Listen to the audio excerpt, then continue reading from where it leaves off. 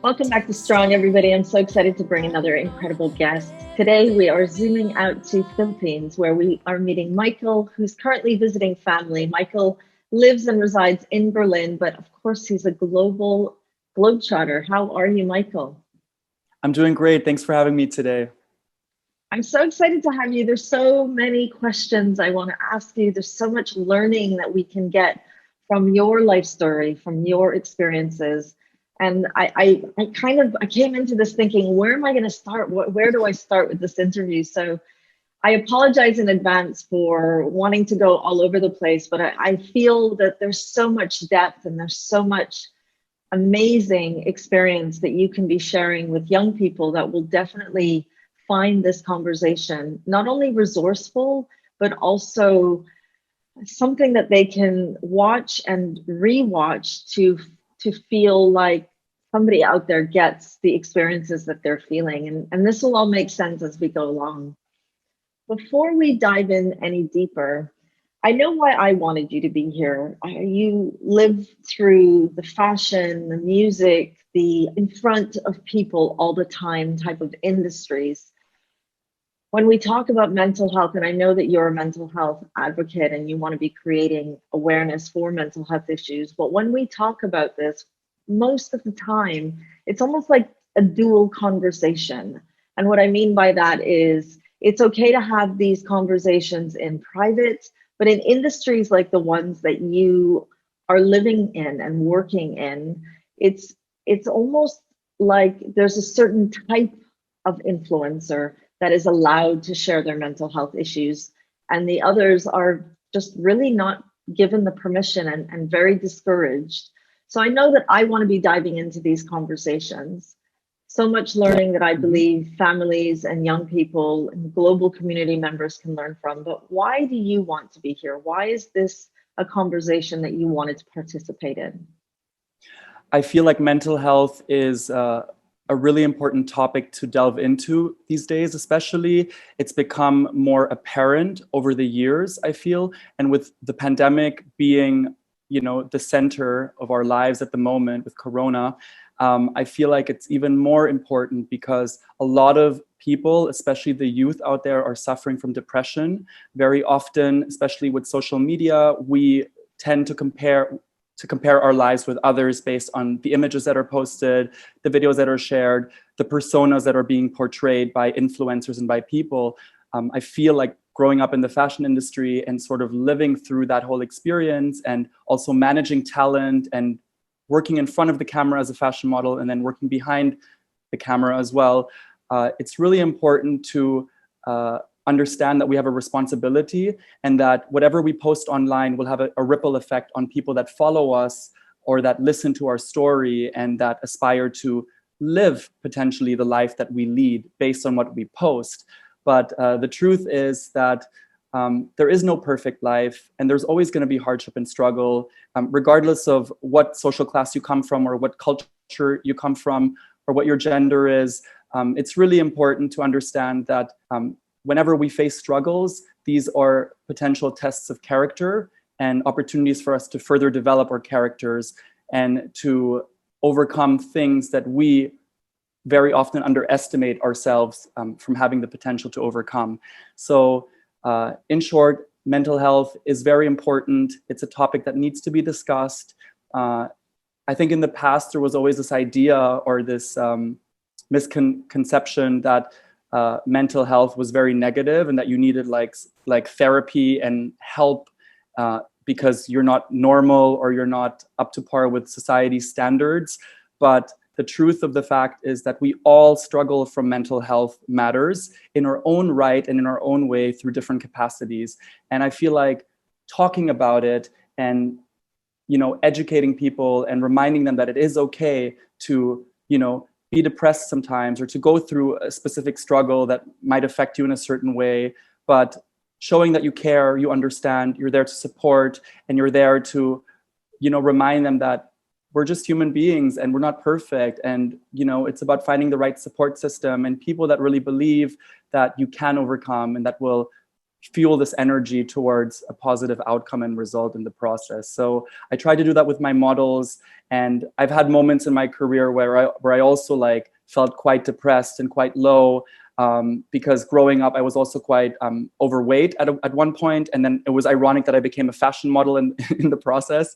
But I realized the more traction I gained, the more of a following I gained, and the more I established my name in the business, in the industry, the more responsible I feel to share this message and to tell people it's okay.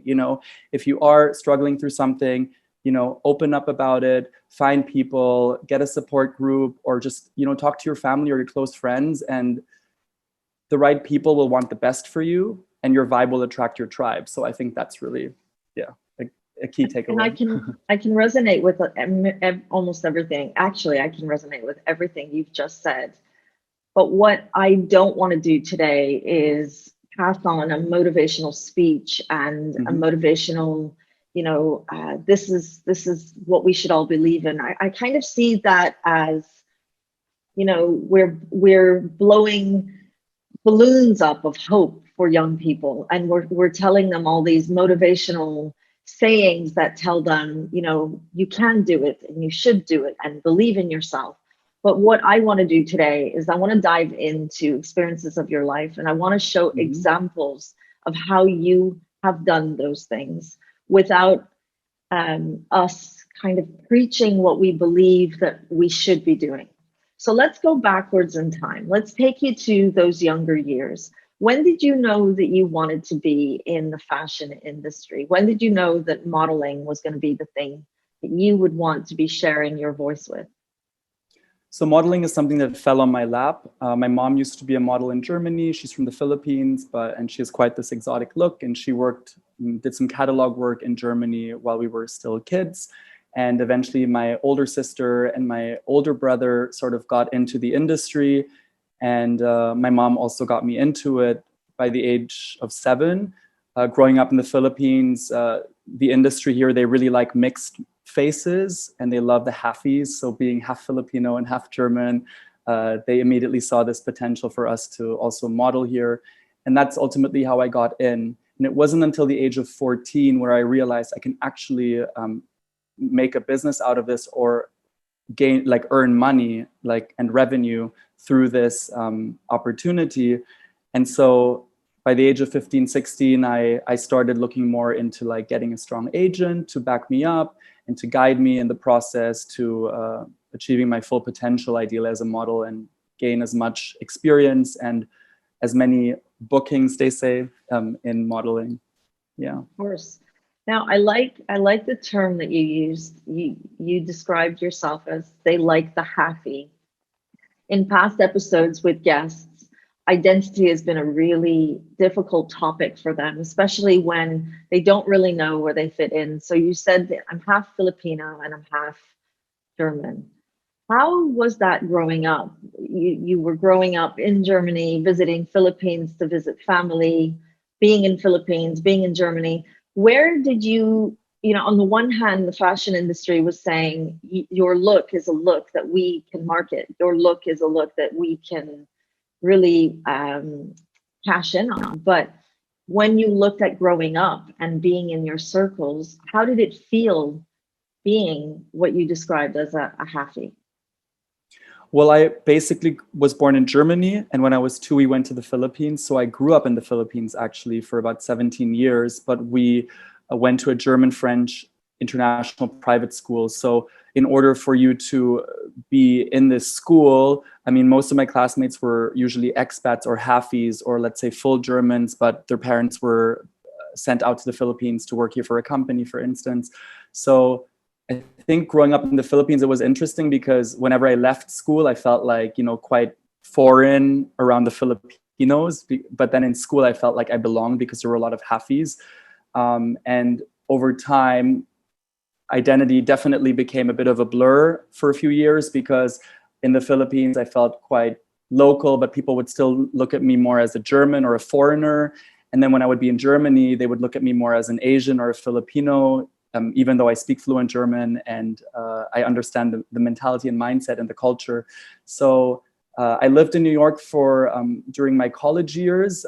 I studied business administration and management there. And during that time, I felt that was one place where I really felt I owned in on the cultural diversity and identity, because New York is such a melting pot of people from all walks of life.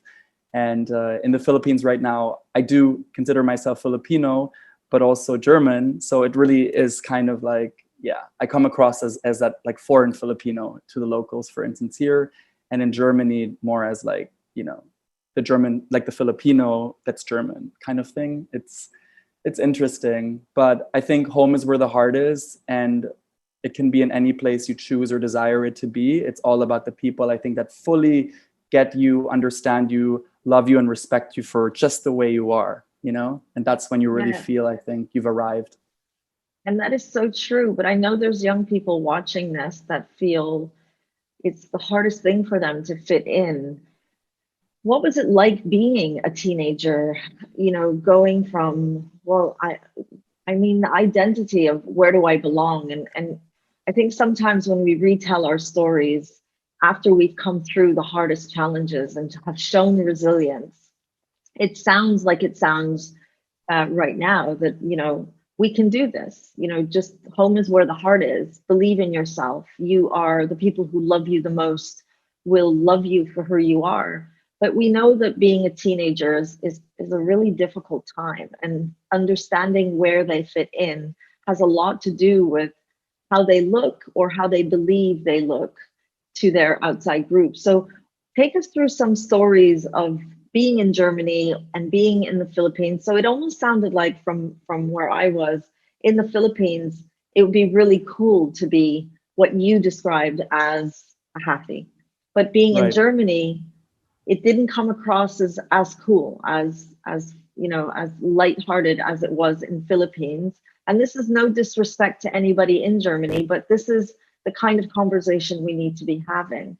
So Of how did course. that build on your confidence, or how did that challenge your confidence going from one country to the other until you found your place in New York?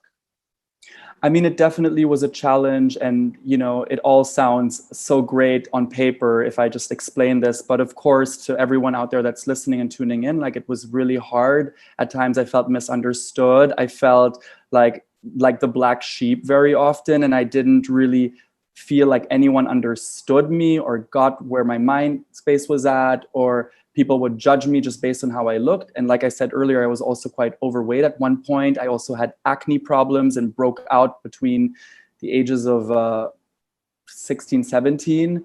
And that really affected my confidence and my self-esteem. It was really at a low point. And growing up, actually, I wanted to share this. It was very hard for me to be proud of being Filipino. I always wanted to be more white and German. And because that was also what was more socially acceptable, I think. And that was like, people from Europe or the US always seemed more successful in that sense. But you wouldn't see a lot of Filipino entrepreneurs like paving the way in New York or in Berlin or whatnot. So, and up to this day, I still don't know where I belong in many ways, because even in the Philippines right now, I still feel very foreign, and people speak to me in English here, and I want to be spoken to in Filipino because I speak the language. And then, it frustrates me sometimes, because I'm like, you can speak to me in Filipino. I'm also one of your people. But,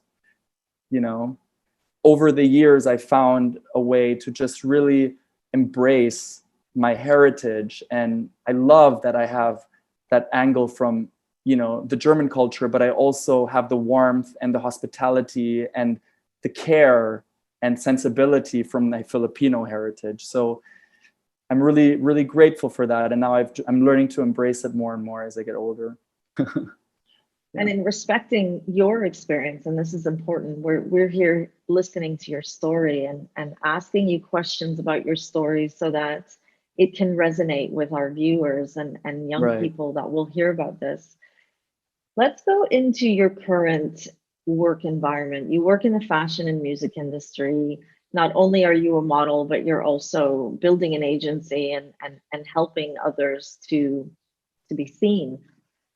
You mentioned that this industry really is cutthroat, and what we see on Instagram, on Facebook, on social channels are always glossy pictures of Mm. happiness, beauty, and an unrealistic expectation of what we should be striving for, both in body size and in physical appearance. How has that how has that shaped the person that you are today being in this industry?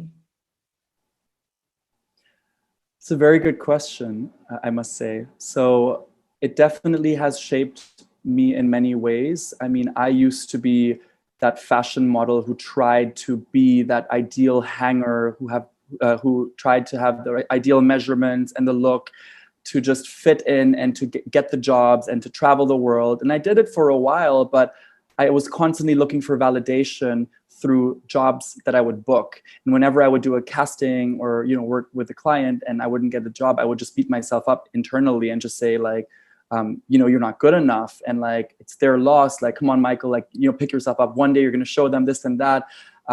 But it's hard because you're constantly being compared to others based on like your physical appearance and based on, this, as you said, unexpected or unrealistic expectation that is portrayed online. I think for me, what I've learned in the process of starting my own agency is that I wanted to build a foundation that really amplified the voices of my talents, where we could really spread awareness about matters such as, anorexia, bulimia, obesity, and like acne problems, and just like finding your voice and your way in this like chaotic world, and understanding that your story, like you can make an impact by just reaching one person on the other side who's following you or looking up to you, and sort of educating and sharing with my models through my experience that we have a responsibility and we have an opportunity, and that's really the best part. And it's hard because I work in this industry where there are so many things that I don't agree with, just like how people are being judged very often based on their physical appearance, or being too short, or like for women having their hips are too big, or like they don't have a butt, or this and that. Like if they say things like that, I just don't find it right. But what I try to always do is empower my talents, to let them know that if they don't get a booking or they don't get signed by an agent, it's their loss, because I know what they're capable of. I see them for who they are. And of course, it starts with a potential look and aura and personality to kind of work with, in order to remain competitive in the industry. But there's so much more, because there's that opportunity, to use social media as a platform to advocate for important matters of the heart. I'm going to keep probing in this topic because I feel that, I'm looking at you, and honestly, you're very attractive, very confident. You sound very confident. And looking at your Instagram handle, every photo I can see is perfection. The impact that you say you want to have in the world and spreading and sharing awareness, and what we see on your socials in images without going into the content, it almost says two different things. And I know that you started something called Talent Man in Conversations. What is that Yes. about, and how does that help you, allow people to look deeper into the images that they might just be scrolling through as they see on your account? So Talman in Conversation was born, or the birth of it was during the pandemic, actually. It was my little COVID project that I wanted to jumpstart and get my models on board, to provide them with a platform where we could talk about important issues and matters that are happening in the fashion industry that people might not be aware of. How models or talents get misjudged, for instance, or what healthy habits they may have adapted in the process, like what their cheat day looks like, what kind of workouts they do, and just sort of give viewers and followers a chance to really get more skin deep with the talent, and also more personable. Talent Conversation is sort of my project to jumpstart the whole mental health movement, where I want to really advocate for matters of the heart and issues that many of us are faced with, not just people that are watching right now, but also talents and models and, you know, celebrities in the world. Like, people have these issues and they are what connect us and what unite us, but they need to be discussed, even if they are on the more sensitive side of things. So in regards to my Instagram, I haven't fully rolled out the new concept of what I'm trying to portray. Between us now, I'm actually in the process of conceptualizing a book that I'm planning to roll out in the next 2 years. And that's going to be heavily focused on life experiences and lessons I've been through that are linked to mental health as well. So I am planning to shed more light on that in the coming months. So Talent Conversation is sort of the starting point through my agency in a professional setting in fashion. So it's been a really great journey so far. We're at episode 37 or 38 now. And, you know, some of the talents that we represent have quite a bit of a big following already. So it's been great to sort of get these talents on the show to really talk about, you know, their skin traumas, for instance, or their issues with you know, sort of like body shaming and things like that. So it really goes topic by topic. And that's the cool thing about the series. You know, you can kind of, based on the topic, decide, you know, do you want to hear something about fitness and lifestyle? Do you want to see what a day looks like in the life of a model in the model's apartment? You get like the first dibs back, like exclusive pass into like, okay, like it isn't really that glamorous. Okay, like models live off, you know, this little pocket money a week, and, you know, we aren't like waking up in Gucci or Versace or whatever. Like, we're actually, you know, in our PJs, and we are like just, you know, waiting for our castings for the day, and it's like going to 5 job interviews that day. Like, you know, just giving people really a chance to see what's really happening out there and what talents go through. Why are you a mental health advocate? Why are you digging into this world? What's the connection for you? The connection for me is that a lot of people in my circle have passed away in the last few years. And one of my models recently also, you know, has been quite suicidal in their own ways, like just struggling with mental health and, you know, managing someone who has all the potential in the world and seeing where their mental health state is at is really alarming, because very often we see someone for their exterior and how they come across as like, oh, they're so poised, they're so professional, they're always in a good mood. But, you know, there's once you're behind closed doors and you're at home, like, you know, what's really happening in your mind? Like, where are your thoughts?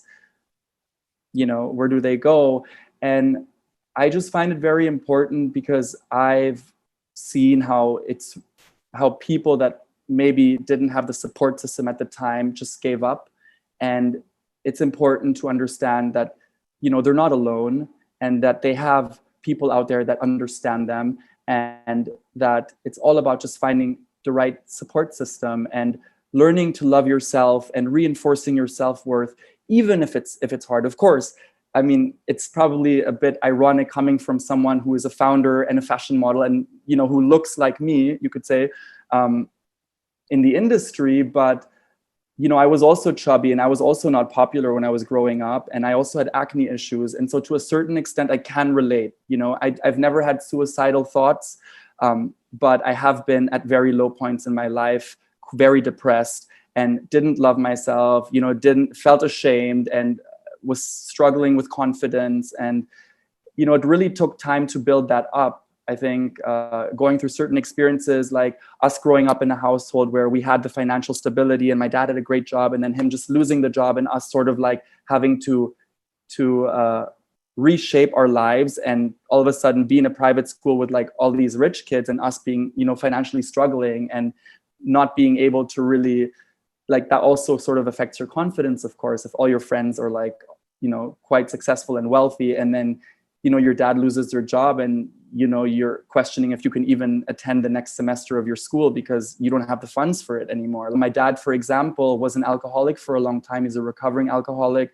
And that's something that also really shaped, I think, who we are as, like, myself and my siblings, because we saw what it did to him and how the relationship affected the relationship with my parents. You know, my parents are divorced. So it's also like not this glamorous, perfect family portrait. I do appreciate it. And I just feel like we're glossing over it still. Come on, Michael, you're in the industry. It's a really hard industry. And I have to say, quite honestly, I'm very close to putting most of the blame for mental health issues that we're seeing with young people because of your industry. And by Of your, I course. mean the industry. I feel like it, on the one hand, the world is saying we need more stories, we need to be talking about these issues. And on the other hand, the industry is saying, but this sells magazines, this sells merchandise, this sells, we don't really care about the mental health issues that arise. We just want to be selling, and we want to be showing what we believe people need to be seeing so that they can be purchasing. And it's this harsh cycle. Being in your position, how are you going to make that different? How are you going to use your channel, your platform, your agency to challenge the status quo? How are you going to be, or how are you going to be using your models to help bridge the awarenesses that young people and older people are struggling because of the damages that are being made from the industry? And I know that I'm challenging you right now, and I know that we're having probably a different type of conversation to what you might have thought you were coming into, but I feel that you are a voice of influence. I'm looking at you, and I know that anyone that will be watching this will be looking at you and saying, I want to look like that. I want to think like that. I want to sound like that. How are you going to use this platform to change the face of challenge in mental health issues? For me, what I've come to understand is that the fashion industry is a really big industry. And in order for change to happen, a lot of people need to speak up. A lot of people need to start a movement. And it starts with one voice that will amplify and multiply. Now, based on my experience and based on how important mental health is for me, I try to channel that importance by supporting the mental health of my talents first and foremost, because I'm constantly in contact with them. I manage their travels. I, strategically make the business decisions with them and plan their futures. And my goal is through my agency and through the network that I'm establishing over time is to really build the careers of my talents and along the way amplify their voices and share important topics of the heart that are also affecting our mental health through each talent and relating that to their story. Every talent has a different story and a different experience and lays a different importance to mental health, right? But the majority of my talents take that very serious, and it is a big part of their lives. So for instance, if I have a situation like right now where I have a talent in Italy who is meant to go to Germany, and she has work lined up there, but she is mentally struggling because she is just homesick, she doesn't feel good, she doesn't find the motivation in the mornings to get out of bed because she is just like going through a bit of a crisis in her mind and just needs her support system, needs to be home, needs to find herself again before she can continue working.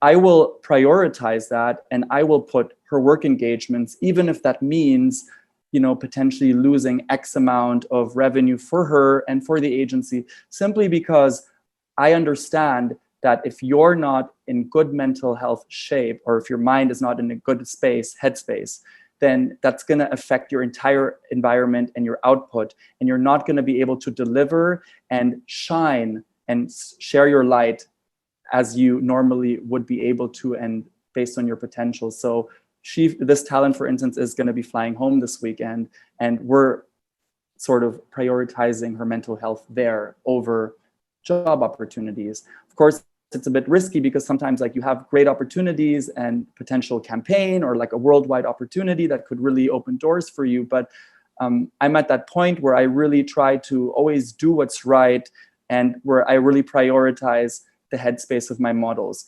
And furthermore, in terms of partnering agencies and photographers, there is a certain respect that needs to be exercised. If, you know, my models are being talked to, or I'm being talked to disrespectfully or talked down upon, then those are, for example, clients or people that I would in future most likely not work with anymore, because I try to strategically positively impact and influence the people I surround myself with, through professionalism and through the passion and through, you know, a healthy mind, body, and soul for my models. And for instance, if models have to lose weight, as that's always a big topic, like, oh, you have to get skinny, or you have to get more fit or more buff, or you need more abs, then I always encourage it through a healthy diet and through sports and activities.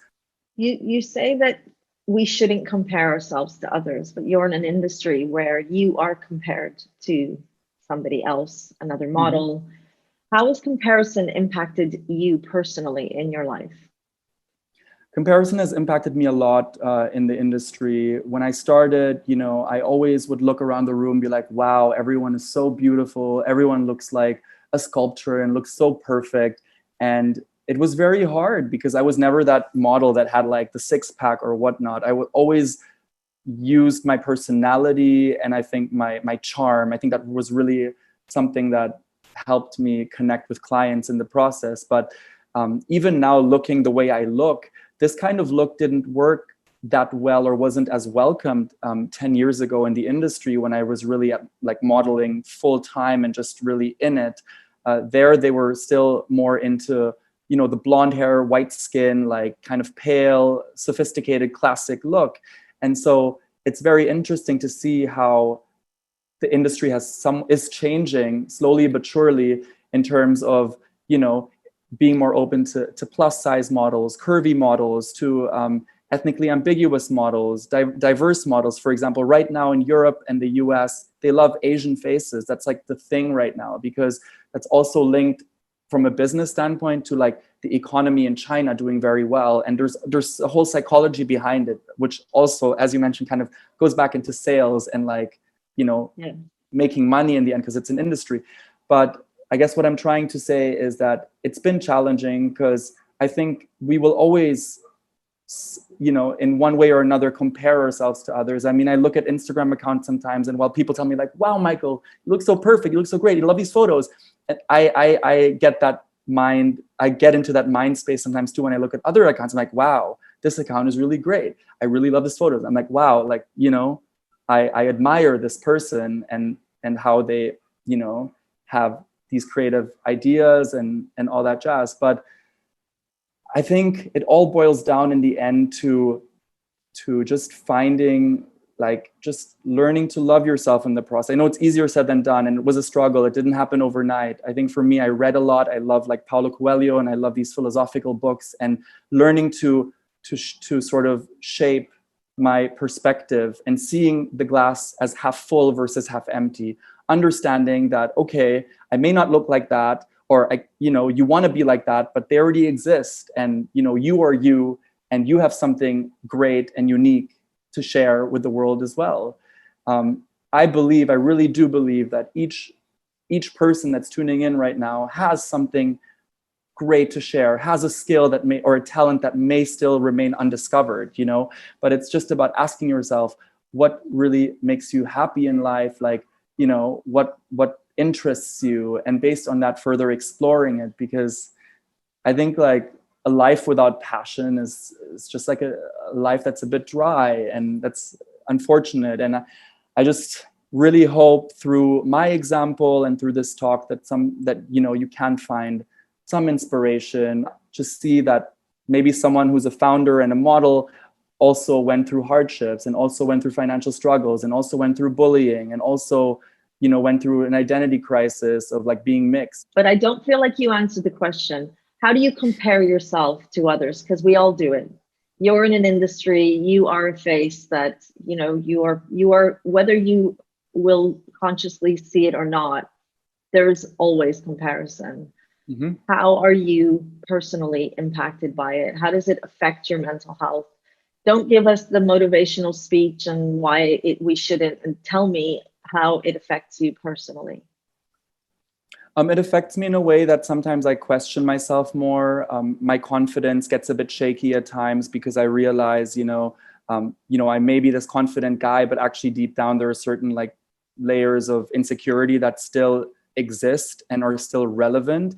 And I think that's just like the human side of us, because no matter how confident you come across at times, or or you see someone giving a motivational speech, like that could always be a facade, that could always be a way of presentation or how they want to be perceived.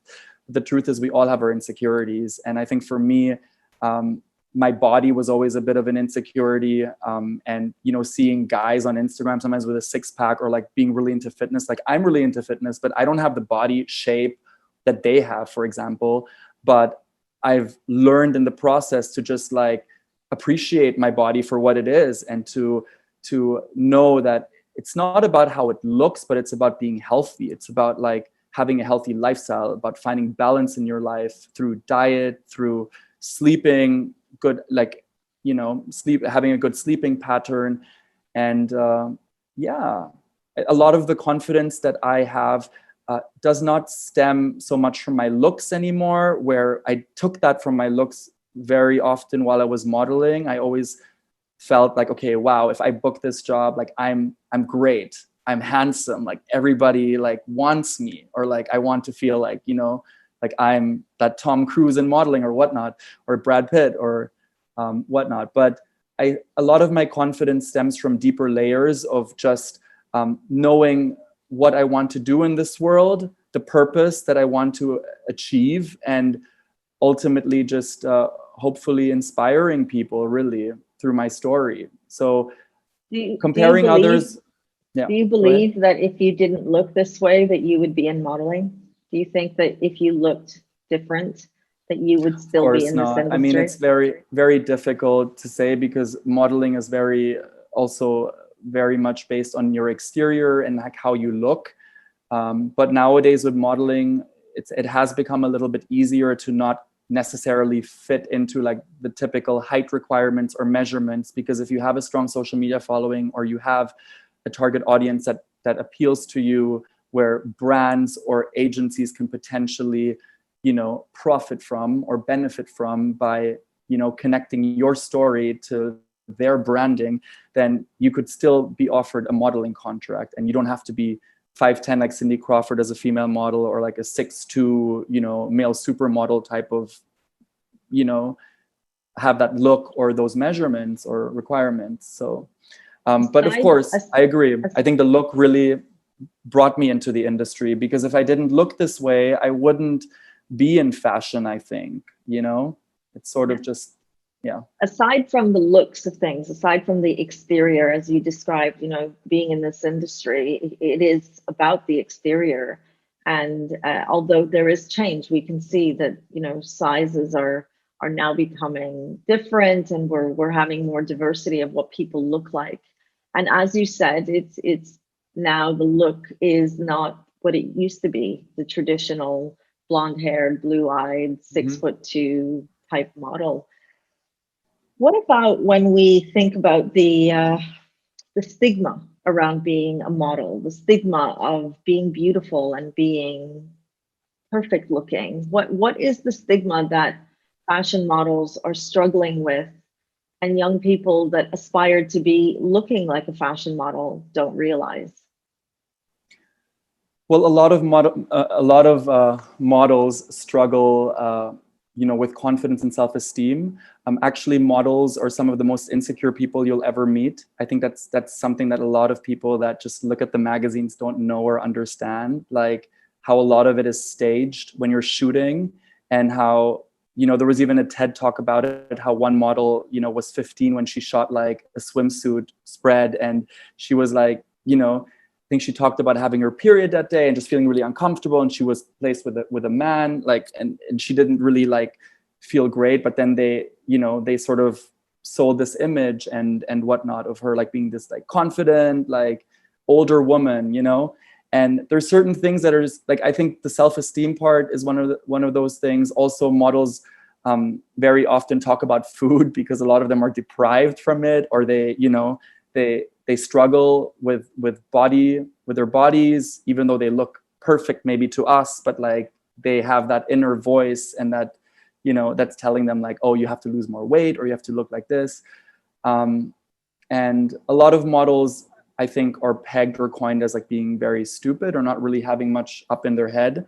The truth is that there are very bright models out there that, you know, come from like a background in law or like in finance or whatnot, or, you know, become really successful actors in the future. Like, you know, Ashton Kutcher was a model before, and then he became an actor, for instance, or they become really big entrepreneurs. So I think that the stigma there is that models have a lot of insecurities and a lot of self-doubt with themselves. And, you know, putting yourself in a situation where you see clients every day and you're constantly auditioning for a job where you're being judged primarily on how you look and how you move and, you know, whether you fit this sort of, you know, the look of the season for what the brand or the company is going for. It's tough on your self-esteem when you're doing 5 castings a day and they all reject you. It's like, you know, getting it to your face every single time. So to thrive in the industry, and that's also where my respect comes in for models that really pursue it. Like, you really need thick skin, and your mental health eventually will take a toll on you and be affected if you don't have the right support system around you. That's why management's really important, and having your family on your side and your friends close to you, because it can just break you in many ways. And, you know, you'll be like having clients tell you like, I'm sorry, but like, you know, you're too fat, or like, yeah, if you don't lose 5 pounds in a day, like, you know, or this and that. And it's tough because models choose to make this their career path, right? So they want to actually make a living out of it, and ideally, yeah, also provide for their families very often, especially for models from certain countries that maybe don't have the luxuries that other, you know, other cultures or countries maybe have growing I have up. deep respect for the man that I'm interviewing right now. When I'm looking at you and I've been listening to you, I see a confident, incredibly inspiring man who is also vulnerable and wanting to rise above the insecurities that he's feeling and be a role model for others, paving the way, supporting, providing support for your peers and your followers. What do you see when you look in the mirror? When I look in the mirror, it can change from day to day. I'm not going to lie. I have moments when I'm like, wow, that guy looks pretty handsome. Or sometimes I'll be like, oh, wow, you know, Michael, like, you're having such a bad day or whatnot. I think it really depends like on the moment. But overall, I look at myself in the mirror and I understand that I'm a work in progress. And every day I learn to love myself more and more as I take one step closer to becoming this ideal version of me. And by ideal version of me, I mean the standards that I'm setting for myself in terms of the potential that I know I can achieve and the impact I can have on people. And as I get older, I realize and understand that it's not so much about me. Well, where like when I was younger, I always wanted to be the center of attention. I wanted to be in front of the camera. I wanted to play the lead role. I wanted it to be about me. But now it's more about recognizing that I'm blessed with these looks. I'm blessed with a voice. I've traveled the world. I have an education. And what am I going to do with all of this to really make an impact and hopefully, you know, touch people's lives in the process and help them understand that? Because, okay, there are situations where people meet me and they think that I'm this like perfect person or whatnot, or that everything I say is polished and right and polite. But the truth is, that's just like how I was raised. That's how I sort of like trained myself to become. And that really is who I am, you know? And I can throw in a dude or like yo every now and then, if, you know, to make this a little bit more slang and less formal. But it's just like how my education sort of, that's how I was raised. That's how I was educated. And I think for me, also being in New York and studying as an older student, because I went to college at 27 and I graduated at 30, actually, university, because prior to that I was modeling and traveling the world.